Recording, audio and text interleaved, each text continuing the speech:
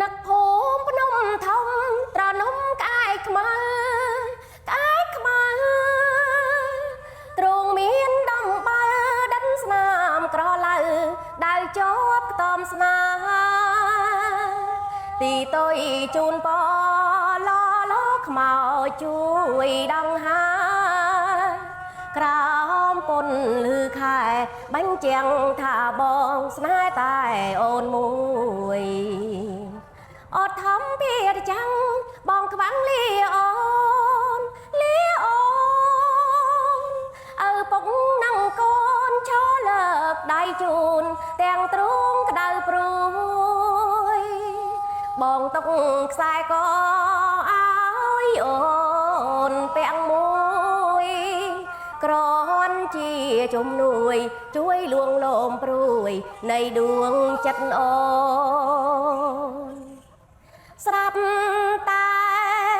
ពេលនេះវាំងនូនជីវិតសា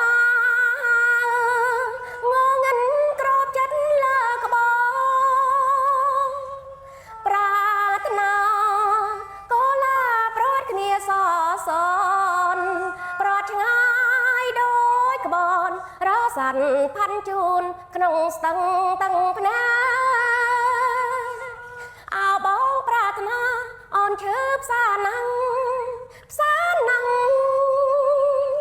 ជាតិនេះកម្មក្រាវែនកម្មបដោផ្លាំងដីខ្លាយជាមេអូនជានារីបនសាំងទៀបពេទួងបីខំស្រែករហែកលោកីក៏ឥតបានការឥឡូវនេះមានប្រូម៉ូសិនពិសេសចាបងប្អូន1 $15បងប្អូនក៏មក1ថែម1ប្រូម៉ូសិននេះអត់មានអត់យូរទេបងប្អូនអរគ្នាណាបង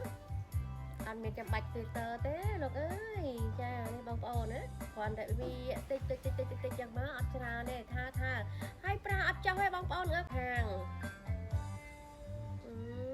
ស្អាតឥឡូវហើយបងប្អូនជឿជាក់ហ្មងបែបជឿជាក់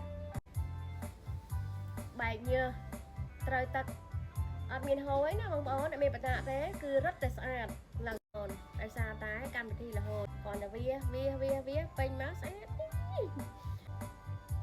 ផលិតផលរបស់កូរ៉េបងប្អូនឡាយចាឡាយលក់ច្រើនមុខបងប្អូនយើងគួរតែចេះណាតិចចឹងទៅ